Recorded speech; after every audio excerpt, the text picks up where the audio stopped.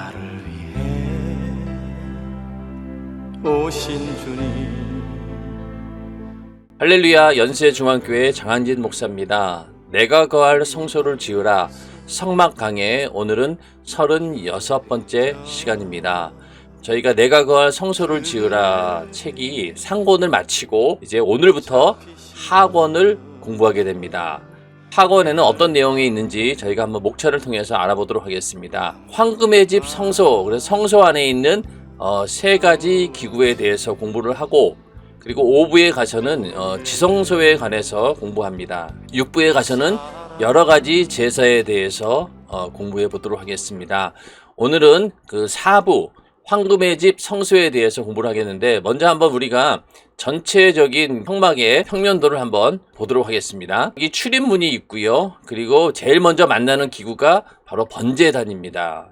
여기서 제사를 먼저 지내고, 그리고 이 물두멍은 어떤 곳이라고 했습니까? 제사장들이 거기서 손이나 발을 씻고 제사를 지내기 위해서, 또 성소에 들어가기 위해서 씻는 그런 장소가 바로 물두멍입니다. 그래서 번제단을 거치고 물두멍을 거친 다음에 성소 안으로 이제 들어가게 되죠. 성소는 지성소와 성소로 구분되어 있는데, 먼저 이 안을 먼저 싹 들어가게 되면은 제일 먼저 보이는 부분이 사실 정면에 있는 금양단입니다. 그리고 좌측에 금초대가 있고 우측에 떡상이 있는데, 요게 이제 분향단이고 요게 떡상입니다. 그 다음에 분향단이 있고, 그리고 금초대가 이쪽에 있는 거죠. 그렇게 해서 성소 안에는 이 금향단, 금초대, 떡상 요 세 가지가 있는데 전부 다 금으로 되어 있습니다. 그래서 황금의 집 성소라고 불리는 건데, 그 다음에 이제 지성소 안에 들어가면 이렇게 언약궤와 또 그 위에 이제 그룹으로 만든 뚜껑이 있는 하나님을 만나는 그런 장소가 되는 곳이죠. 이렇게 해서 성막에 있는 기구들을 다 공부하게 되는데, 오늘은 황금의 집 성소 4부 가운데서 떡상에 관해 이제 공부를 하게 되겠는데, 그 떡상 가운데서도 5가지 주제를 가지고 공부를 하도록 하겠습니다. 그 가운데서 오늘은 첫 번째, 예수의 살과 피로 이룬 신령한 떡상이라고 하는 제목을 가지고 함께 은혜를 나누고자 합니다. 성막에는 모두 7가지 성막 기구가 있습니다. 번제단과 물두멍, 떡상과 등대와 분향단, 그리고 속죄소와 법궤입니다. 그중 번제단과 물두멍은 성막 뜰에, 떡상과 등대와 분향단은 성소에, 속죄소와 법궤는 지성소에 있습니다. 자, 이 그림을 보시면은 뜰에는 번제단, 물두멍이 있고, 그 다음에 성소 안에는 금초대, 떡상, 금향단이 있고, 그리고 지성소 안에는 이제 법궤와 속죄소, 요게 이제 속죄소가 되고, 요 밑에 있는 게 법궤가 되겠죠. 그렇게 기구가 총 하나, 둘, 셋, 넷, 다섯, 여섯, 그러니까 6, 7개 이렇게 되는 겁니다. 번제단과 물두멍을 지나서 바로 마주치는 성소에는 제사장만 들어갈 수 있으며, 지성소에는 휘장을 거쳐 대제사장만 1년에 한 번 들어갈 수 있습니다. 성소에 들어가면 오른편에는 떡상, 왼편에는 등대가 있고, 출입구 맞은편 정면에는 분향단이 있어서 향연이 계속 피어 올라갑니다. 지금부터 성소에 있는 기구 중에 떡상부터 살펴보겠습니다. 자, 떡상의 모양. 떡상은 진설병상 혹은 상이라고도 하는데, 하나님께서는 다음과 같은 모양으로 만들라고 하셨습니다. 이 진설병 그러면은요, 이 진설이라고 하는 것은 이렇게 떡을 이렇게 놓는다라는 그런 뜻이고, 병이 떡병자죠. 그래서 진설병상 그러면 그러한 떡을 놓는 상을 말하는 겁니다. 출애굽기 25장 23절부터 30절 말씀입니다. 너는 조각목으로 상을 만들되 장이 2규빗, 광이 1규빗, 고가 1규빗 반이 되게 하고, 정금으로 싸서 주위에 금태를 두르고, 그 사면에 손바닥 넓이만한 턱을 만들고, 그 턱 주위에 금으로 태를 만들고, 그것을 위하여 금고리 넷을 만들어 그 네 발 위 네 모퉁이에 달되 턱 곁에 달아. 이는 상 맬 채를 꿰을 곳이며, 또 조각목으로 그 채를 만들고 금으로 싸라. 상을 이것으로 맬 것이니라. 너는 대접과 숟가락과 병과 붓는 잔을 만들되 정금으로 만들지며 상위에 진설병을 두어 항상 내 앞에 있게 할지니라. 아멘. 이 말씀에 대해서 설명을 드리자면요. 자, 하나님께서 지시하신 모양대로 떡상은 길이가 2규빗. 길이가 2규빗이라고 하면은 요 길이를 말하는 거죠. 요 길이가 2규빗이면 거의 한 100cm 정도 되는 겁니다. 1m 정도 되는 거죠. 넓이가 1규빗, 50cm 정도 되는 것이고, 높이가 1규빗 반, 이게 75cm 되는 겁니다. 그리고 이게 정방형이 아닌 장방형으로 만듭니다. 정사각형이 아니라 직사각형이 되는 거죠, 모양은. 직사각형 모양으로 이렇게 만든다. 재료는 조각목, 아카시아 나무이며 그 위에 금을 입힙니다. 청막들에 있는 기구인 번제단과 물두멍은 노수로 만드는 반면 성소 안의 기구들은 금을 입혀 만듭니다. 떡상 사면에 손바닥 넓이만한 턱을 이고 그 턱 주위에 금으로 테를 만들어 떡이 떨어지지 않게 합니다. 여기 보면은 요만큼 여기 떡상 위에다가 요만큼씩 이렇게 턱을 만들라는 거예요. 턱을 쭉 둘러서 만든 다음에 이거 왜 만들었겠습니까? 여기 있는 떡이 떨어지지 않도록 이렇게 만든 겁니다. 턱을 해서 이렇게 만들고, 그렇게 떡이 떨어지지 않도록 이제 턱을 만든 다음에 금태를 두르라고 했죠. 금으로 태를 만들어 떡이 떨어지지 않게 합니다. 그 다음에 또 금고리 넷을 만들어 채를 끼워 이동하기 편리하게 만들며 대접, 숟가락, 병, 붓는 잔 등 정금으로 만든 기구들이 있습니다. 그리고 떡상 위에 항상 떡을 6개씩 두 줄로 진열해 둡니다. 떡도 6개씩 2개, 두 줄로 놓으라는 거죠. 그리고 대접, 숟가락, 병, 붓는 장, 이것들 전부 다 정금으로 만든 기구들을 준비하라고 했고, 또 요것이 이동식인 거죠. 성막은 항상 이동해야 되기 때문에 여기도 이렇게 고리를 만들어서 이렇게 채를 꿰 수 있도록 만들었습니다. 언제든지 이동하기 쉽도록 이렇게 기구를 만든 것입니다. 자, 떡상 위에 진열한 떡, 진설병은 말씀이 육신이 되어 오신 예수 그리스도를 나타냅니다. 생명의 떡이신 예수, 그래서 이 떡은 바로 예수 그리스도를 나타냅니다. 요한복음 6장 53절에 예수께서는 자신을 가리켜 생명의 떡이라고 말씀하셨습니다. 예수께서 가라사대 내가 곧 생명의 떡이니 내게 오는 자는 결코 줄이지 아니할 터이요 나를 믿는 자는 영원히 목마르지 아니하리라. 또 48절과 51절에도 내가 곧 생명의 떡이로라. 나는 하늘로서 내려온 산떡이니 사람이 이 떡을 먹으면 영생하리라. 나의 줄 떡은 곧 세상의 생명을 위한 내 살이로라고 하셨습니다. 예수 그리스도가 생명의 떡이요 우리는 이 떡을 먹어 영생을 얻습니다. 떡을 먹는다는 것은 생명의 떡이신 예수 그리스도를 믿는다는 말입니다. 예수께서 자신을 떡이라고 언급하신 것은 디베라 광야에서 보리떡 5개와 물고기 2마리로 5,000명을 먹이신 오병이어의 표적 이후입니다. 예수님께서 자기 자신을 생명의 떡이라고 이렇게 말씀하셨죠. 떡이라고 하는 단어가 이제 우리나라 말로 번역을 해서 이 떡이라는 말을 썼는데 원래는 빵이잖아요. 우리야 밥이 주식이지만은 서양 사람들은 빵이 주식이거든요. 여기 팔레스타인 지역에 있는 유대인들도 이 빵이 주식이다 보니까 예수님께서 자기 자신을 가리켜 나는 생명의 빵이다라고 하면은 우리 말로 치면은 생명의 밥이다라고 하는 말과 똑같은 의미인 거죠. 예를 들어 예수님이 내가 곧 생명의 밥이다 이러면 좀 이상하잖아요.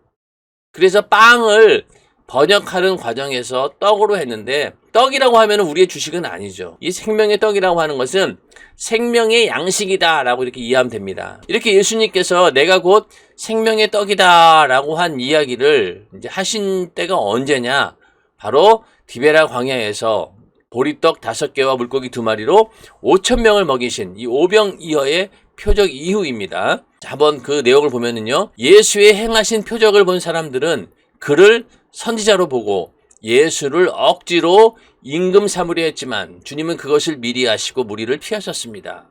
밤새 예수의 행방을 알지 못하다가 다음날 바다 건너 가버나움에서 예수를 만나자 그들은 예수를 반갑게 맞았습니다. 이 오병이어의 이적을 사람들이 보고 나니까 대단한 이적이죠.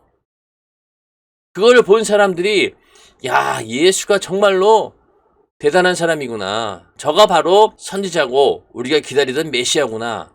그러면서 예수를 왕으로 삼으면은 배는 지 않겠구나. 이제 가난에서 벗어나겠구나. 또 그 정도의 능력만 있다라고 하면은 이스라엘을 로마로부터 해방시킬 수 있는 그런 능력도 있겠구나. 그러면서 그를 억지로 임금 삼으려고 예수님을 막 찾아다닌 거예요. 근데 밤새 봐도 어디 갔는지 모르는 거예요. 그러다가 다음날 예수님을 가버나움에서 만나게 됩니다. 그 무리들이 엄청나게 반갑게 만난 거죠, 이제. 그래서 빨리 우리가 이 예수를 자신들의 임금으로 추대해서 하루속히 로마로부터 해방을 해야 되겠다. 그러면서 이제 그를 반갑게 맞은 거죠. 그런데 예수님께서 이렇게 얘기하십니다. 너희가 나를 찾는 것은 표적을 본 까닭이 아니요 떡을 먹고 배부른 까닭이로다. 썩는 양식을 위하여 일하지 말고 영생하도록 있는 양식을 위하여 하라. 그 말씀하시면서 자신이 생명의 떡이요 자신의 살과 피를 먹고 마셔야 한다고 하셨습니다. 무리는 이 말을 이해하지 못했고 결국 많은 사람이 그의 곁을 떠나고 말았습니다. 자, 그리고 예수님께서 한마디 하신 거예요. 너희가 나를 이렇게 찾는 것은 이런 놀라운 표적을 본 까닭이 아니라는 거예요. 떡을 먹고 배부른 까닭이었다는 거죠. 이 이스라엘 사람들은 전부 다 이 먹고 사는 문제에 집착을 해서 예수도 그런 분으로 알고 자기들의 그런 배고픔을 충족시켜 줄 수 있는 그런 메시아로 생각했던 겁니다. 그런데 예수님께서는 그게 아니라는 거죠. 썩는 양식을 위하여 일하지 말고 영생하도록 있는 양식을 위하여 하라. 이러면서 자신이 생명의 떡이라고 말씀하셨고 또 자신의 살과 피를 먹고 마셔야 한다라고 말씀하셨습니다. 이 말을 들은 유대인들이 막 수군거리기 시작한 거죠. 도대체 자기가 누군데 자기 살과 피를 우리에게 준다는 거냐. 상식적으로 이해가 안 되는 거예요. 그래서 그 많은 사람들이 수군거리고 도대체 저 사람이 하는 말이 뭔가 도저히 알지 못하겠다. 그런데 자기 자신이 생명의 떡이다. 생명의 양식이다. 나를 먹고 마셔야 된다. 라고 하니까 오히려 거부감이 더 느낀 거예요. 그러면서 거기에서 많은 사람들이 예수를 떠나게 됩니다. 그 가운데는 제자들도 굉장히 많았어요.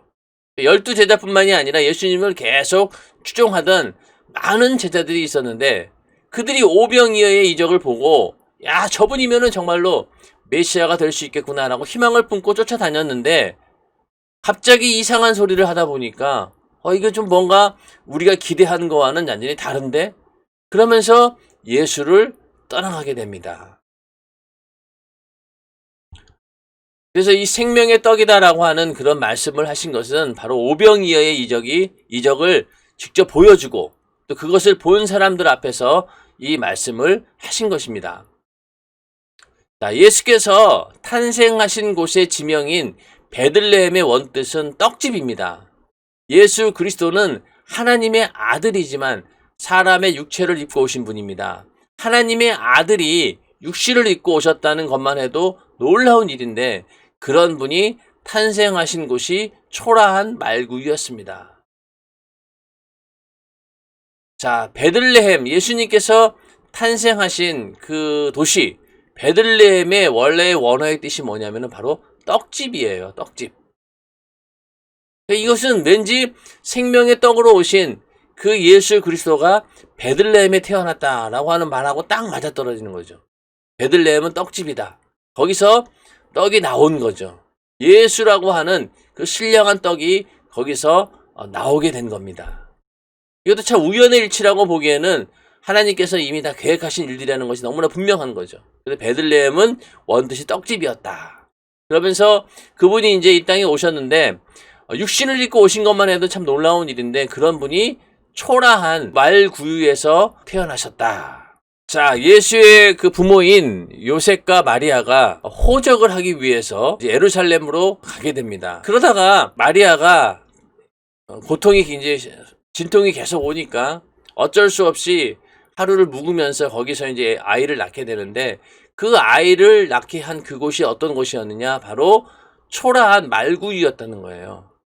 그래서 거기서 여관이 없어가지고 찾아다니다가 어디 이제 허름한 그 외양간 같은 곳에 가서 이제 하룻밤을 거하게 되었는데, 거기서 이제 그 예수를 낳게 됩니다. 그런데 그 아이를 받은 곳이 어디냐? 바로 이 초라한 말구유였다는 거죠. 이러한 사실도 어떻게 보면 어떻게 우리가 영적으로 이해할 수 있냐면은, 말구유에 누인 예수는 육신을 입고 죽으러 오셨기에 인류가 먹을 생명의 양식으로 오셨다는 것을 의미합니다. 자, 말구유에 왔다라고 하는 것은, 말구유, 그 안에 예수님께서 성탄하셨다라고 하는 것은요, 바로 뭔가 양식이 되기 위해서 오셨다는 거예요. 인류가 먹을 생명의 양식으로 오셨다. 아담부터 죄로 타락한 인간은 영적으로 죽어 짐승과 같은 존재로 전락했습니다. 예수께서는 이런 인간들에게 자신의 살과 피를 주어서 먹게 하심으로 영원히 살게 하신 것입니다. 이것이 바로 그리스도의 성탄입니다. 자, 말구유에 오셨다라고 하는 것은요, 우리는 말같이 짐승 같은 그런 존재라는 거예요. 왜? 아담부터 죄로 타락했기 때문에, 영적으로 죽었기 때문에 짐승이나 인간이나 다를 바가 없어요. 하나님께서 원래는 영적인 존재로 지으시고 하나님의 형상의 모양대로 지으셨지만은, 인간이 죄를 짓고 타락하는 순간 영적인 기능을 상실해 버립니다. 그러다 보니 인간이라고 하지만은 그 동물처럼 육신의 소욕과 정욕대로 사는 그런 존재로 전락하고 말았다는 거죠. 그런 인간에게 그 살과 피를 주기 위해서 오신 예수 그리스도, 그분이 바로 말구유에 오셨다라고 하는 것은 바로 그 우리들에게 자신의 살과 피를 주어서 먹게 하기 위해 말구유에 오신 거라, 이 얘기입니다. 그래서 예수님의 성탄이 이루어진 것이 바로 말구유였다라고 하는 것은, 바로 말같이 짐승 같은 우리 인간들의 생명의 양식이 되어주기 위해서 예수님께서는 이 땅에 성탄하셨다라는 그런 의미입니다. 그게 바로 예수 그리스도의 성탄이죠. 그러니까 우리는 정말로 짐승 같은 존재지만은 그 예수의 살과 피의 그 생명을 먹지 않으면은 안 되는 그런 존재다라는 것이죠. 그러므로 우리가 예수를 믿는 것은, 나는 말구유 앞에 있는 짐승과 같은 인간입니다. 그러니 말구유에 누인 예수를 양식으로 먹어야만 살 수 있습니다. 지금까지는 영생하지 못할 것으로 배를 채웠지만, 이제는 영원한 양식이 내 식탁 위에 차려졌습니다. 이 식탁을 주심을 감사합니다. 예수만이 내가 영원히 사는 신령한 떡입니다. 라고 말하는 고백과 같습니다. 자, 말구유 앞에 있는 우리는 누구냐? 짐승과 같은 존재라는 겁니다. 그리고 그 말구유에 누인 예수를 양식으로 먹어야지만이 우리 영원히 살 수 있다. 지금까지는 이 영생하지 못할 것으로 배를 채웠지만, 이제는 영원한 양식이 내 식탁 위에 차려졌습니다. 지금까지는 영생하지 못할 것으로 배를 채운다라고 했지만은, 예수님께서 이 땅에 오심으로 인해서 영원한 양식을 하나님께서 우리에게 그 식탁 위에 차려주신 겁니다. 그래서 이제는 예수만이 내가 영원히 사는 신령한 떡입니다 라고 고백할 수밖에 없다라는 것이죠. 이처럼 성소의 떡상은 예수 그리스도를 예표합니다. 수천 년 전에 만들어진 성소 떡상이 하나님의 아들인 예수가 와서 죽으실 생명의 떡상이 될 줄 누가 알았겠습니까? 또 그 예언이 오늘날 내 안에 이루어졌다는 것이 얼마나 경이로운 일입니까? 성소의 떡상이 이렇게 하나님의 아들 예수가 와서 우리에게 생명의 떡으로서 그 살과 피를 주신다라고 하는 그런 구원의 내용이 바로 이 떡상에 들어있는데, 그 예언의 말씀이 오늘날 내 안에 이루어졌다라고 하는 것이 참 대단한 일입니다.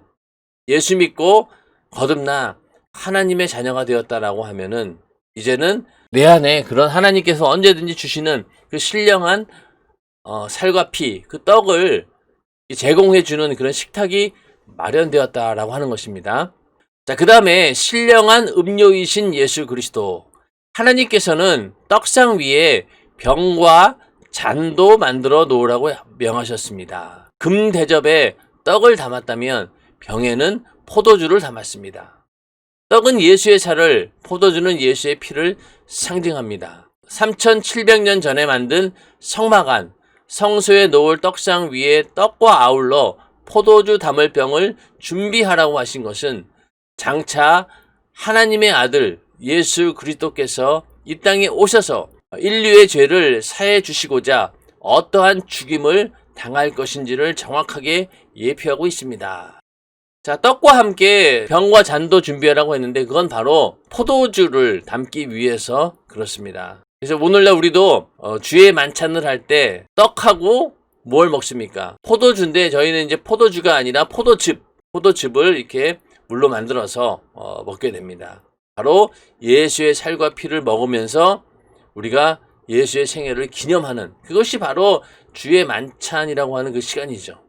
네. 그래서 항상 예수의 살과 피, 그래서 금 대접에 떡을 담았다면 병에는 뭘 담아야 되겠어요? 포도주를 담아야 되는 겁니다. 떡은 예수의 살을, 포도주는 예수의 피를 상징합니다. 3700년 전에 만든 성막안 성소에 놓을 떡상 위에 떡과 아울러 포도주 담을 병을 준비하라고 하신 것은 장차 하나님의 아들 예수 그리스도께서 이 땅에 오셔서 인류의 죄를 사해 주시고자 어떠한 죽임을 당하실 것인지를 정확하게 예표하고 있습니다. 그 다음에 하나님의 아들 예수 그리스도께서는 온 인류에게 생명의 진액인 보혈을 주시기 위해 온갖 고통을 당하셨습니다. 가야바의 안뜰에서 침뱉음 당하시고 주먹과 손바닥으로 맞으셨으며 로마 군병에게 채찍에 맞으셨고 홍포를 입으시고 가시관을 쓰시는 등 온갖 멸시와 천대를 당하셨습니다. 사형 선고를 받고 골고다를 오르셔서는 십자가 형틀에서 물과 피를 다 쏟으시고 죽으셨습니다. 인류를 살리시고자 십자가라는 포도즙 틀에서 생명의 포도주가 되신 겁니다. 자, 예수님께서 십자가에서 이렇게 온갖 그 고난을 당하시고 결국 십자가 형틀에서 물과 피를 다 쏟으시고 죽으셨습니다. 이건 바로 어떤 의미냐? 십자가가 바로 포도주 틀이 된 거죠.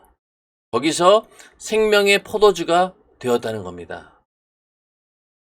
이 포도즙을 짤 때 어떻게 짜느냐? 완전히 꽉 짜가지고요. 포도 껍질이 거의 투명하게 될 때까지 짜는 게 바로 포도주입니다.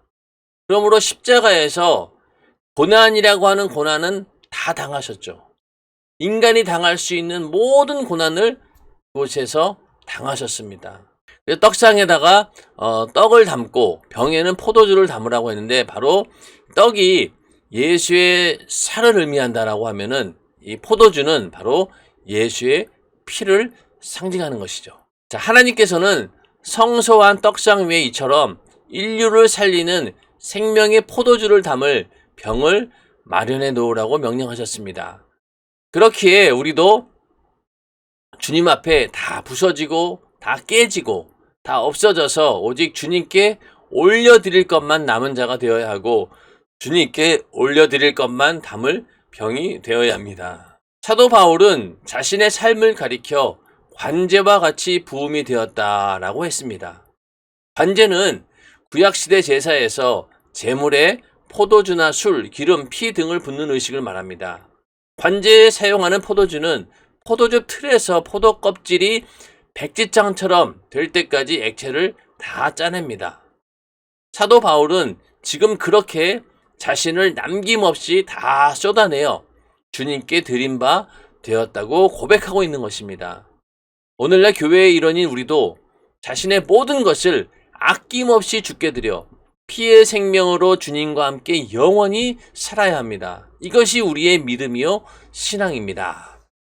자, 예수님께서 이렇게 십자가라고 하는 그 포도즙 틀에서 자신을 완전히 다 짜내서 예수의 피를, 그 보혈을 우리에게 주셨습니다. 또 자신의 살도 찢어서 다 주셨죠. 그런 은혜를 우리가 받았다라고 하면은 우리도 마찬가지로 주님 앞에 다 부서지고 깨지고 완전히 없어져서 주님께 나의 모든 것을 올려드린다는 그런 의미죠.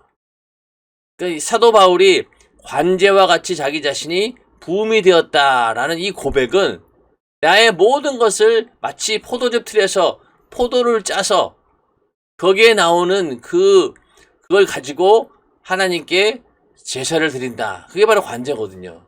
그러니까 우리도 하나님께 그렇게 드려져야 된다는 얘기죠. 자, 이게 이제 그 포도즙 틀을 짜는 장면인데, 포도를 여기다 이제 다 집어넣고 발로 막 이렇게 밟아가면서 포도즙을 짜는 거예요. 자, 그러면은 이 언제까지 짜느냐? 여기 있는 것처럼 포도 껍질이 하얗게 될 때까지, 거의 남아있지 않을 때까지 계속해서 이 액체를 다 짜낸다는 거죠. 그만큼 사도 바울은 자기의 모든 것을 다 하나님께 드리겠다. 또 결국 그의 고백대로 사도 바울은 자신의 목숨까지도 하나님께 드릴 수 있는 순교자가 되었고요. 예수님께서 나를 위해 살찢고 피 흘려주신 그 은혜가 너무나 감사하기에 우리도 관제와 같이 나의 모든 것들을 다 짜서 하나님께 올려드리는, 자신을 남김없이 다 쏟아내어서 주님께 드리는 그런 삶이 되어져야 된다.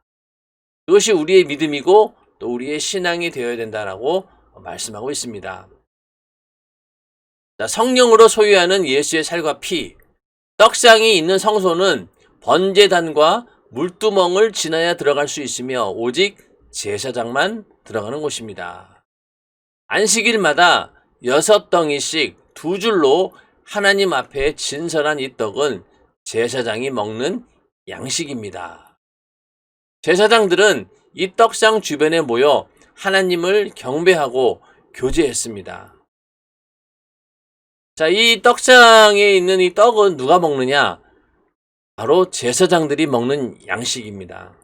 그리고 제사장들은 항상 이 떡상 주변에 모여가지고 떡을 먹으면서 하나님을 경배하고 또 그게 바로 교제하는 그런 자리였다. 이렇게 성경은 말하고 있는데, 구약시대에 제사장들이 번제단과 물두멍을 거쳐야 비로소 성소에 들어갈 수 있었듯이 신약시대에도 예수께서 십자가에 흘리신 보혈의 은혜를 입어 죄사함 받고 말씀과 성령으로 거듭난 만인 제사장이 되어야 예수 안에서 하나님과 교제할 수 있습니다. 자, 그러니까 오늘날 우리는 다 왕같은 제사장입니다. 만인 제사장이라고 하는 말은 예수 믿는 자가 모든 사람들은 다 이제부터는 제사장이다. 그래서 누구든지 그 성소 안에 들어갈 수 있다는 거죠. 그 성소 안에 들어가고 더 깊이 지성소까지도 들어갈 수 있도록 휘장문이 열린 거죠. 그 휘장문을 여신 분이 바로 누구십니까? 대제사장으로 오신, 우리 인류의 모든 죄를 다 짊어지고 대제사장으로 오신 예수 그리스도께서 그 지성소 안으로 들어가는 순간 휘장문이 열려버린 거예요. 이제는 우리는 누구든지 성소 안에 들어갈 수 있고 또 지성소 안에 들어가서 하나님을 만날 수 있는 그런 복을 받게 되었는데, 그게 바로 우리가 모두 다 만인 제사장이기 때문에 가능하다. 보혈의 공로의 힘을, 은혜를 입은 자요, 또 말씀과 성령으로도 거듭난 그런 자가 이렇게 하나님과 교제할 수 있다는 거죠. 구약시대의 제사장들이 성막 안에 있는 떡상에 모여 그 떡을 양식으로 취했듯이 오늘날 성도들은 교회에 모여 예수 그리스도를 생명의 양식으로 삼아 하나님 말씀을 들어야 합니다. 자, 구약시대 제사장들이 성막 안에 떡상에 모여가지고 그 떡을 양식으로 먹듯이 오늘날 성도들도 교회에 모여서 예수 그리스도를 생명의 양식으로 삼아 하나님 말씀을 들어야 합니다. 성소 안에서 떡을 먹는다라고 하는 것이 오늘날 교회에서 성도들이 담임 목사님의 설교를 듣고 은혜 받는 그것을 말한다는 얘기죠. 결국은 우리가 오늘날 교회에 모여가지고 생명의 양식이신 하나님 말씀을 우리는 계속해서 들어야 된다라고 하는 그런 얘기죠. 자, 진설병에 관한 규례를 좀 보면은요, 너는 고운 가루를 취하여 떡 12를 굽되 매 덩이를 에바 10분 2로 하여 여호와 앞 순결한 상 위에 2줄로 한 줄에 6씩 진설하고, 너는 또 정결한 유향을 그 매 줄 위에 두어 기념물로 여호와께 화제를 삼을 것이며, 항상 매 안식일에 이 떡을 여호와 앞에 진설할지니 이는 이스라엘 자손을 위한 것이요 영원한 언약이니라. 이 떡은 아론과 그 자손에게 돌리고 그들은 그것을 거룩한 곳에서 먹을지니 이는 여호와의 화제 중 그에게 돌리는 것으로서 지극히 거룩함이니라. 이는 영원한 규례니라. 자, 떡을 12개를 구워가지고 두 줄로 한 줄에 6개씩 진설하라고 했죠.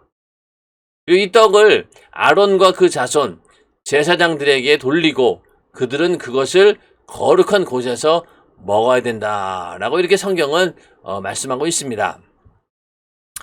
자, 예수 그리스도의 살과 피를 생명으로 삼고 받아들이는 일이 쉬운 것 같지만 실상은 그렇지 않습니다.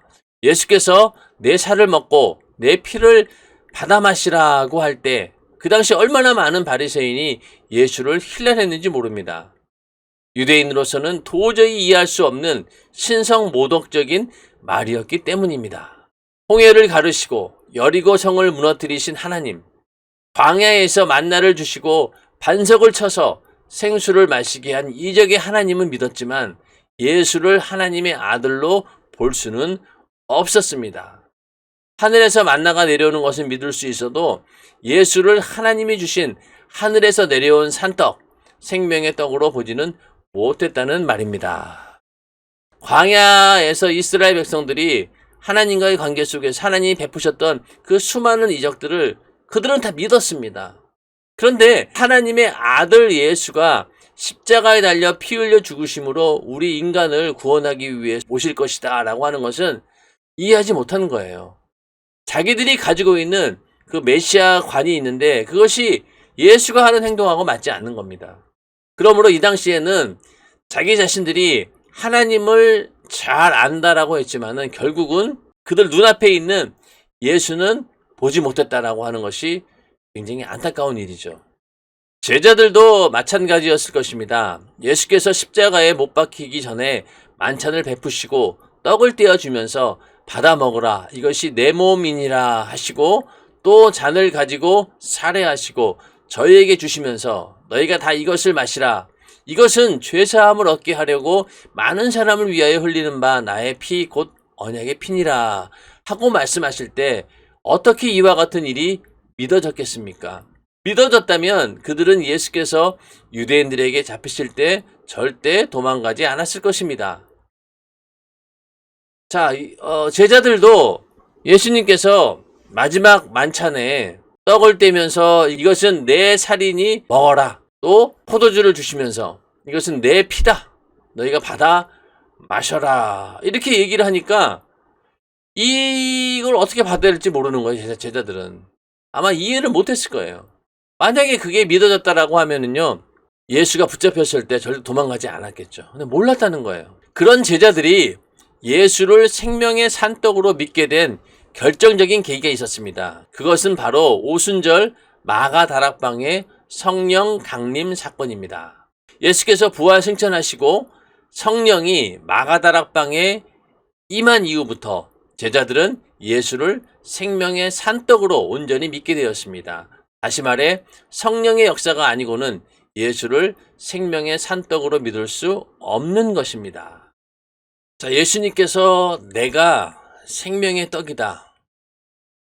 나를 먹고 마셔야 된다. 라고 하는 이 말씀을 제자들은 그것을 들을 당시에도 몰랐어요. 예수님께서 십자가에 달려 죽는 것을 직접 눈으로 보면서도 몰랐던 거죠. 그리고 심지어는 예수님께서 그들 제자 앞에 나타나시고 부활 승천하는 그 자리에 하늘로 다시 올라가는 그 장면을 보면서도 이 제자들은 예수님께서 이 땅에 오신 그 이유와 목적을 몰랐습니다. 왜 그렇게 십자가에 달려 고난당하고 죽으셨는지에 대해서 몰랐다는 거예요. 그때까지도 그들은 예수를 정치적인 메시아, 이스라엘을 로마로부터 구원해 줄 수 있는 그런 메시아인 줄 알고 예수님께서 언제 오실 거냐고 이런 것들을 물어봤던 거죠. 그런 제자들이 언제 확실히 그 말뜻을 알았느냐? 바로 오순절 마가다락방에 성령이 강림하는 그 사건을 경험하면서 비로소 제자들은 예수님께서 왜 이 땅에 오셨고 그가 자기 자신을 생명의 산떡이다. 나를 먹고 마셔라. 라고 하는 그 말을 그제서야 알게 되었다는 거죠. 성령이 아니고는 예수를 그리스도라 시인할 수 없다라고 말씀하신 것처럼 오늘날 우리도 예수님께서 내 죄를 대신 담당하시고 나를 구원하신 분이라고 하는 사실을 우리의 지식으로 아는 게 아닙니다. 세상 지식으로 아는 게 아니에요. 이거는 온전히 성령께서 우리에게 그 말씀을 전해주시고 내가 믿을 수 있도록 계속해서 내 마음을 움직여줬기 때문에 우리가 예수를 믿게 된 거라는 거죠. 성령이 아니고는 절대로 우리는 예수를 믿을 수 없습니다. 마치 유대인들이 예수님께서 내 살을 먹고 내 피를 받아 마셔라 라고 마지막 만찬에서 했던 그 얘기를 몰랐던 것처럼 오늘날 우리들도 이렇게 성령께서 하나님 말씀을 통해 우리에게 전도하지 않고는 절대로 예수를 믿을 수 없다라고 하는 사실이죠. 성령의 역사가 아니고는 절대로 예수를 생명의 산떡으로 믿을 수 없다는 겁니다. 그 이야기가 계속해서 이어지고 있습니다. 성령으로 아니하고는 누구든지 예수를 주시라 할 수 없느니라. 고린도전서 12장 3절 말씀. 이 말씀처럼 성령으로 예수가 나를 위해 살찢고 피 흘려 죽으시고 그 살과 피가 내 심령의 양식이 되었음을 경험으로 알게 하셨기에 우리가 믿을 수 있는 것입니다. 오직 성령으로만 예수가 나의 신령한 양식이요 영적으로 누릴 영원한 기업임을 알 수 있습니다. 이렇게 예수를 믿는다는 것은 그 자체가 복이요 하나님의 선물이며 은사입니다. 계속해서요. 나의 행위나 열심이 아닌 오직 하나님의 은혜로만 가능한 것입니다. 나의 똑똑함이나 교만한 마음도 예수를 만나는 길이 될 수 없습니다. 바리새인들은 자신들이 예수보다 똑똑하다고 생각했기에 예수를 만나지 못했습니다. 오늘날도 자기가 남보다 잘나고 똑똑하다는 사람들은 예수 그리스도의 살과 피를 영원한 양식으로 생각하지 않습니다. 그래서 그런 사람들은 예수를 믿지 않습니다. 복음은 인간의 작은 머리로 이해하고 믿는 것이 아닙니다. 오직 성령이 주시는 믿음으로 이해하고 체험하여 믿는 것입니다. 아멘.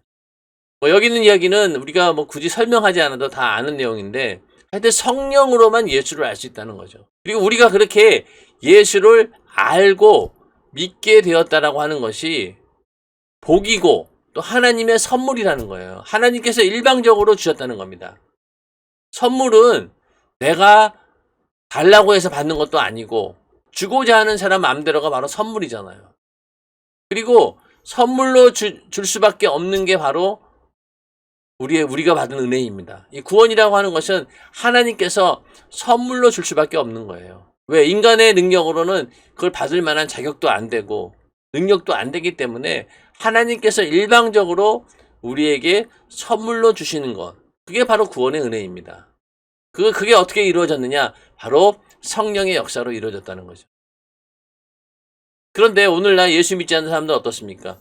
자기 생각, 자기가 알고 있는 그런 얄팍한 지식, 그걸로 비추어 봤을 때 이해가 안 되는 거예요. 아까 예수님께서 내 살을 받아 먹어라, 내 피를 마셔라, 이 이야기를 듣고 그렇게 예수를 추정하며 쫓아다니는 제자들 중에서도 그걸 이해 못하고 돌아간 사람들이 많았다고 했지 않았습니까? 오늘날도 마찬가지죠. 예수 믿어야지 영원히 삽니다. 예수 믿어야지 지옥 가지 않고 천국 갑니다. 이런 이야기를 자기들이 갖고 있는 생각이나 지식에 비추어 봤을 때 도저히 이해가 안 되니까 예수를 안 믿는 거죠. 그런 사람에게도 반드시 성령께서 역사하셔야지만이 그들의 마음이 움직이게 됩니다. 성령이 주시는 믿음으로 이해하고 체험할 때 예수를 믿게 된다는 얘기죠. 자, 내 안에 이룬 떡상. 그러므로 예수를 생명의 양식으로 알고 먹고 마시는 자가 누구겠습니까? 예수가 없이는 살 수 없다고 고백하는 겸손한 자입니다. 말구유 안에 있는 것은 말만 먹습니다. 말에게만 준 말의 몫입니다. 마찬가지로 우리는 인류의 생명의 양식이 되고자 말구유에 오신 주님 앞에서 주여 내 심령은 외양간에 있는 말구유보다 더 더럽습니다. 나의 더러운 죄를 사하시고 정결케 하시어 성령으로 내 안에 오셔서 영원히 먹고 마실 신령한 떡과 음료가 되어 주시옵소서 하고 고백해야 합니다. 이것이 오늘날 우리 안에 이룬 축복의 떡상입니다. 과거에는 성소 안에 떡상이 있었으나 지금은 우리 심령에 성령이 거하심으로 하나님의 거룩한 전이 되어 내 안에 떡상을 이루었습니다. 그때부터 내 안에 있는 예수를 전하지 않고는 견딜 수 없습니다. 생명이 없어 죽어가는 영혼들에게 예수라는 생명의 떡을 전해야 합니다. 이것이 예수의 살과 피를 먹고 마시는 자에게 나타나는 예수의 특성입니다. 자, 아까 말구유에 대한 얘기는 아까 말씀을 드렸죠. 바로 이 얘기입니다. 그리고 오늘날 우리는 성령 받았다라고 하면은 성령께서 나를 전 삼고 오신 거죠. 그러므로 내가 성령 받는 순간부터 그때는 성령이 거하는 거룩한 전, 내가 하나의 성전이 되는 거죠. 이 구약시대로 치면은 성막입니다. 성막. 내 안에 성막이 이루어진 거죠. 그 가운데서도 예수의 생명이 나에게 있다라고 하면은 내 안에 그 떡상이 이루어졌다는 거예요. 그래서 그때부터 예수를 전하지 않고는 견딜 수 없다. 끊임없이 이 예수라고 하는 생명의 떡을 다른 사람에게도 나눠주고자 하는 그런 우리에게 마음이 생긴다라고 하는 그런 것이죠. 담임 목사님의 그 목양 칼럼 중에서 가시고기에 대한 이야기가 나옵니다. 자신의 살과 피를 내어주는 그런 예수 그리스도를 이 가시고기의 일상을 통해서 우리가 알 수 있습니다. 자, 이 가시고기는 이 수컷이 그렇게 지극정성으로 자식들을 보살피게 되는데, 이 암컷은 둥지 안에 알을 순식간에 넣고는 그냥 미련 없이 둥지를 떠나버린다는 거예요.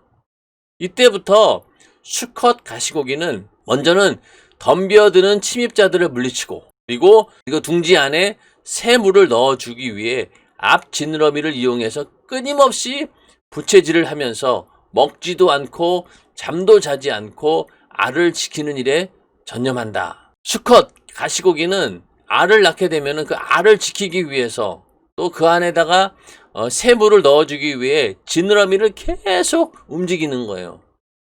먹지도 않고 자지도 않고 그 일만 하는 거예요. 마침내 알은 부화되고 새끼들은 탄생되었지만 가시고기는 만신창이가 되고 결국 그 둥지 앞에서 숨을 거두고 만다. 그런데 중요한 건 뭐냐면은 그렇게 죽는 것으로 끝나지 않았다는 거죠. 그 다음이 굉장히 충격적이죠. 가시고기의 사랑은 여기서 끝나지 않는다. 죽은 걸로 끝나지 않는다는 거죠. 새끼들은 아비의 사체에 모여들어 그 아비의 살을 뜯어먹기 시작한다. 아비 가시고기는 먹이 사냥에 서툰 새끼들을 위해 아비의 몸을 먹이로 내어놓은 것이다. 자, 그러니까 죽는 것까지가 끝이 아니라 자기의 그 살을 아기 가시고기에게 내어주는 거예요. 이들이 태어나자마자 먹이를 구하지 못하니까 자기의 그 살을 먹게 해서 그 새끼들이 생명을 보존할 수 있도록 이렇게 자기 몸을 내어놓은 거죠. 이 가시고기를 보면서 우리는 하나님 아버지의 사랑, 또 자신의 살을 우리 인류에게 내어놓으신 그 예수 그리스도의 그 사랑을 우리는 알 수 있다는 거죠. 우리의 죄를 대신하여 죽으시고 자신의 살과 피를 아낌없이 내어놓으신 예수의 사랑이 하찮은 민물고기의 일상 속에 비밀처럼 숨겨져 있다는 것이 놀랍고 충격적이다. 예수님께서는 이렇게 자기 자신을 십자가에 달려 죽기까지 우리를 사랑하셨고, 우리가 그 예수 그리스도의 살과 피를 다 양식으로 먹고 마시기를 간절히 원하신다는 겁니다. 자, 그러나 은혜 받은 우리 입장에서는 어떻습니까? 나 때문에 예수님이 죽으셨는데, 내 죄 때문에 예수님이 죽으셨는데, 나는 염치 없이 그 죽으심을 뻔히 알면서도 예수의 살과 피를 내 신령한 양식으로 취하지 않으면 안 된다. 그럴 때 우리가 철든 신앙인으로서 그것이 과연 그냥 염치 없이 막 예수의 살과 피를 막 먹을 수 있겠어요? 먹기가 꺼려지겠죠.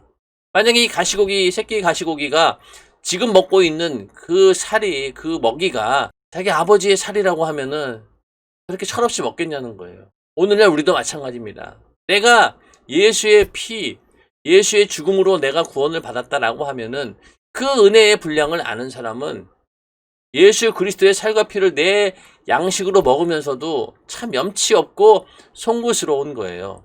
그런데 안 먹으면 또 안 되는 거잖아. 안 먹으면은 내 영혼이 죽기 때문에 우리는 살기 위해서 또 먹어야 되는 거예요. 그러니 우리가 예수의 살과 피를 먹고 마신다라고 할 때 얼마나 이게 참 마음이 무겁겠습니까? 그럼에도 불구하고 우리는 그것을 내 양식으로 받아들여야 되는 그런 상황인 것이죠. 예수의 살과 피가 내 안에 있는 자는 그것을 다른 사람에게 전해줄 수밖에 없다는 거예요. 그런 특성이 나타난다는 겁니다. 자, 예수의 정신과 심정이 내 안에서 터져 나올 때 복음 전도의 현장에서 예수의 능력과 이적과 표적이 나타나며 예수의 생애를 그대로 재현하게 되는 것입니다.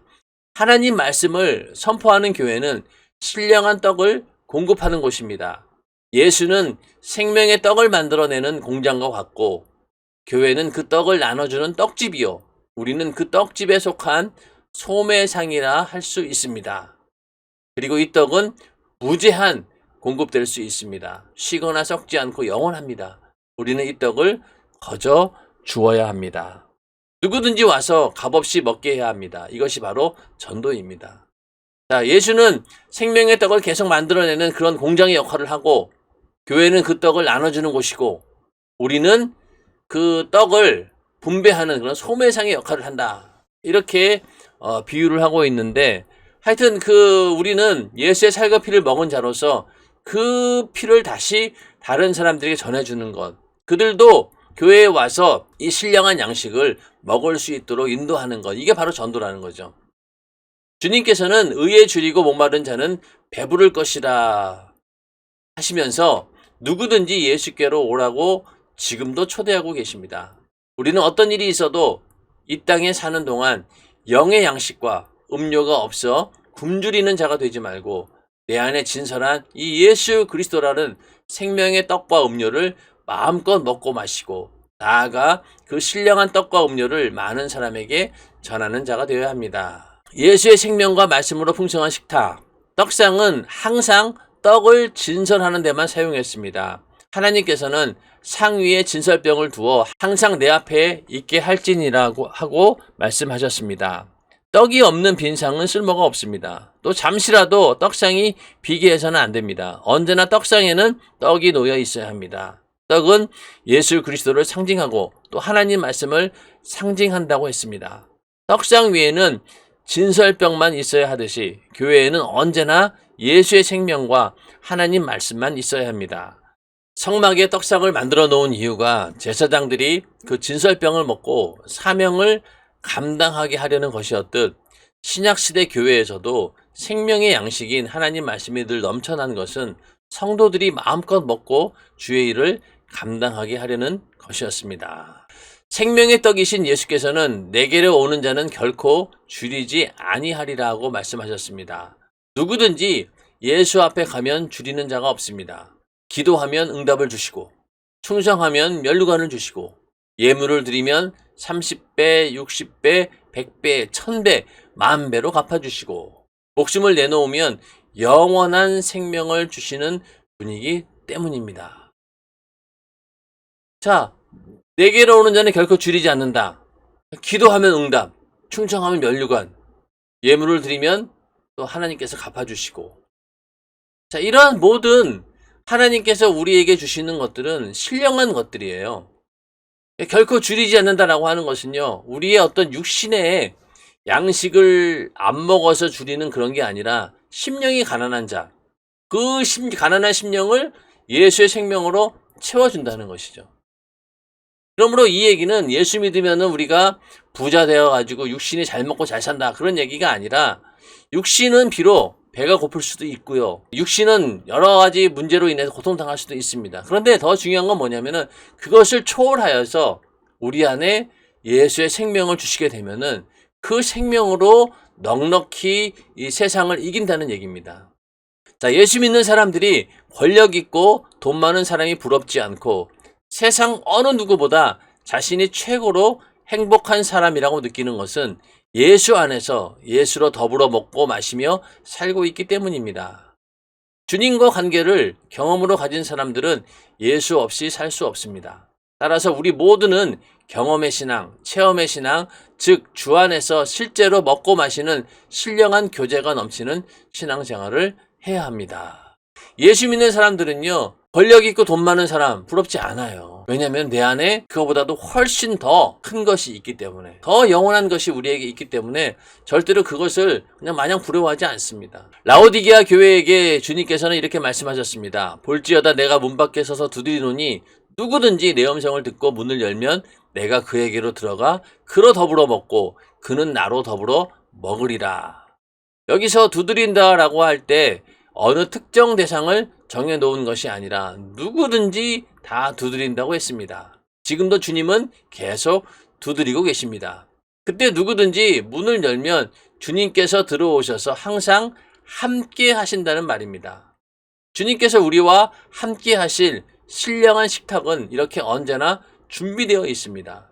늘 이 식탁에서 먹고 마시는 체험이 있다면 내 속에 주님이 베푸신 신령한 떡상이 마련된 것입니다. 의에 줄인 자는 복이 있나니 저희가 배부름을 얻을 것이요 라는 말씀을 체험하는 축복의 사람입니다. 자, 예수님께서 계속 문을 두드리신다는 거예요. 이 이야기는 예수 믿지 않는 사람에게 그 심령의 마음의 문을 계속 두드린다는 얘기도 되고요. 또 예수 믿는 사람들에게도 계속해서 주님께서 문을 두드리는 겁니다. 그리고 문을 열면 어떻게 하신다고 했어요? 내 안에 들어오셔서 우리와 함께 더불어 먹고 마신다는 거죠. 식탁에서 서로 음식을 나눈다라고 하는 것은요, 그만큼의 친밀감을 의미하는 겁니다. 우리가 식구라는 말을 쓰잖아요. 같이 밥 먹는 사람들을 식구라고 합니다. 교회는 어떻습니까? 모든 사람들이 예수의 살과 피를 함께 나누는, 하나님 말씀을 함께 나누는 그런 같은 식탁에 모인 사람들이 바로 같은 교회에 있는 성도들이죠. 모든 사람들이 동일한 그 설교 말씀을 듣고 은혜를 받습니다. 같은 식탁에 다 앉아 있다는 거예요. 그러므로 우리는 예수 안에서 한 형제다 라고 하는 것은 바로 같이 하나님 말씀이라고 하는 것을 같이 공유하고 먹는 그런 한 식구라는 그런 얘기입니다. 그런 양식을 주님께서는 계속 주시겠다라고 우리에게 문을 두드린다는 얘기죠. 예수를 믿지 않는 자들에게도 그렇고 또 예수 믿는 자들에게도 만약에 우리가 예수의 살과 피의 그 생명을 취하지 않아서 내 영혼이 죽어간다라고 하면은 얼마나 안타까운 마음으로 그 문을 두드리시겠습니까? 근데 오늘날 예수를 믿지 않는 사람도 문제지만은 예수를 믿는다라고 하면서 시험에 들어서 이 문이 닫혀버릴 수도 있는 거잖아요. 그러면은 예수님께서는 계속 문을 두드리십니다. 왜? 내가 죽으니까. 신령한 양식이 공급이 끊어지게 되면은 내 영혼이 죽는 것을 뻔히 알기 때문에 예수님은 계속 문을 두드리는 겁니다. 시험 들었을 때 누가 찾아옵니까? 내 영혼을 섬기는 그런 자들이 찾아오죠. 부장님, 차장님, 또 교구장님, 지역장님, 하여튼 주변에서 내 영혼을 섬기는 자들이 계속 찾아옵니다. 설득하죠. 그런데 그 설득 당하지 않으면 어떻게 되는 거예요? 아무리 주님이 문을 두드려도 문을 열지 않은 겁니다. 그러므로 우리는 그런 상황이 되지 않도록 언제나 주님께서 문을 두드릴 때 즉각해서 내 문을 열어주고 주님께서 우리에게 주시고자 하는 그 신령한 양식을 마음껏 받아 누릴 수 있는, 주님께서 언제나 나를 초청하면 그 자리에 응할 수 있는 그런 믿음의 사람이 되어야 된다는 것입니다. 그러지 않고는요, 내 영혼이 죽어가는 거예요. 절대로 우리가 시험 들어서는 안 된다, 이 마음의 문이 닫혀서는 안 된다라고 하는 것은 내 영적인 생명이 왔다 갔다 하는 그런 중요한 문제입니다. 그 신령한 양식이 내게 공급되지 않으면은 육신이 사느냐 죽느냐의 문제를 더 떠나서 내 영혼이 죽는다는 건 뭘 의미하는 거예요? 죽어서 지옥 갈 수 있다는 거잖아요. 그러므로 우리는 끊임없이 예수님께서 나에게 문을 두드리실 때마다 마음의 문을 활짝 열고 주님과 함께 할 수 있는 그런 믿음, 또 그런 준비가 되어 있어야 된다는 얘기입니다. 하나님 나라는 우리가 영원히 먹고 마시고 누리고 살 영적인 기업과 신령한 문화가 찬란하게 빛나는 하나님의 영광이 가득한 곳입니다. 반면 이 세상은 영적으로 마실 것이 없고 먹을 것이 없고 입을 것을 전혀 구할 수 없는 가난하고 메마른 곳입니다. 영적 환경이라고는 단 한 군데도 조성되지 못한 곳입니다. 하나님께서는 이런 세상을 불쌍히 여기시고 사랑하시어 아들 예수 그리스도를 내어주심으로 최고로 신령한 영적 환경을 우리 인간에게 제공해 주셨습니다.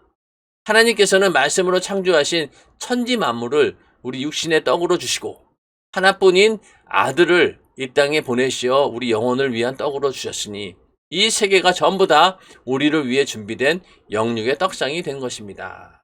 그래서 영육간의 복을 받았다라고 하는 말이 바로 이 말이죠. 육신도 하나님께서 천지 만물을 창조하지 않고 또 그 창조하신 모든 만물을 인간에게 지배하고 정복하고 다스리라고 하지 않았다라고 하면은 그 천지 만물 우리 인간에게 될 수가 없죠. 근데 하나님께서는 하나님을 아는 자나 모르는 자나 예수를 믿는 자나 안 믿는 자나 누구든지 하나님 만들어 놓으신 공기 또 양식 먹을 수 있도록 인간에게 권한을 부여했습니다. 그런데 그걸로 끝나지 않으시고 우리 인간의 영혼까지도 살려주기 위해서 자기 아들 예수를 보내주시고 십자가에 달려 고난받고 죽게 하심으로 자기 아들의 살과 피를 인간에게 신령한 양식으로 주셨다는 거예요. 그러므로 우리 영혼도 사는 거죠. 육신도 살게 해주시고 영혼도 살게 해주시는 이 영육간의 축복을 우리가 받은 자들이라고 하는 것입니다.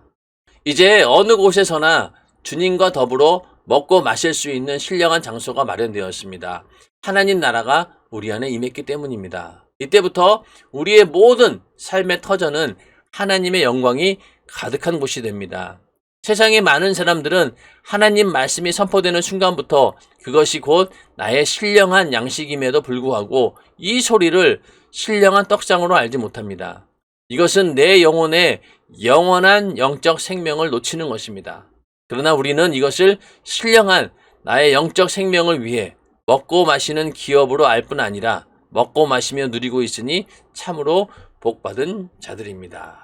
만약에 이 하나님의 말씀이 정말로 우리의 영혼을 살리는 신령한 양식이다라고 하는 것을 눈으로 볼 수만 있다라고 하면 아마도 세상에 있는 수많은 사람들이 교회로 몰려들겠죠. 마치 돈이 보이는 곳에 사람이 몰려드는 것처럼 엄청나게 많은 사람들이 와서 막 경쟁이 치열할 겁니다.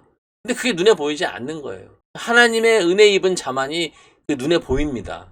그걸 믿게 되는 거죠. 오히려 교회 다니는 사람들을 보고 저런 어리석은 사람들 뭐 교회 예수 믿으면 뭐 밥이 나오냐 뭐 돈이 나오냐 이렇게 맨날 얘기하잖아요. 그러나 우리는 이미 천국이라고 하는 그 신령한 부유를 본 사람들입니다. 그러므로 그게 눈에 들어왔기 때문에 다른 것들은 눈에 차지 않습니다. 우리가 어떤 물건을 볼 때도 좋은 것이 눈에 딱 들어오는 순간부터요.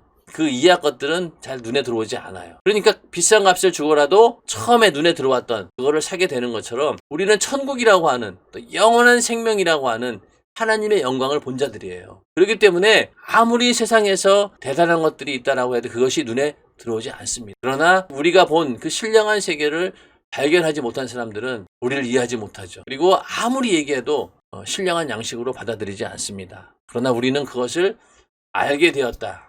믿게 되었다라고 하는 것이 참으로 우리에게 주어진 하나님의 축복이다. 이렇게 말씀하고 있습니다. 내가 거할 성소를 지으라. 오늘은 성소 가운데 첫 번째 기구인 떡상에 대해서 공부했고 다음 시간에도 계속해서 이 떡상에 대해서 함께 공부하도록 하겠습니다. 이제 성탄절이 바로 다음 주입니다. 신령한 떡, 생명의 떡으로 오신 예수 그리스도. 그분의 성탄의 목적이 바로 우리에게 신령한 양식, 그걸 주기 위해서 오신 거죠. 이번 성탄절을 통해서 우리는 내 안에 그 떡상이 이루어졌다는 사실을 다시 한번 확인하면서 하나님께서 주신 그 신령한 양식을 내 것으로 소유하고 마음껏 먹고 마시는 그런 은혜가 충만한 그런 성탄절이 되시기를 주님의 이름으로 축원합니다. 다음 시간에 또 만나 뵙도록 하겠습니다. 다음에 뵐 때까지 여러분 주 안에서 강건하시길 바라겠습니다. 감사합니다.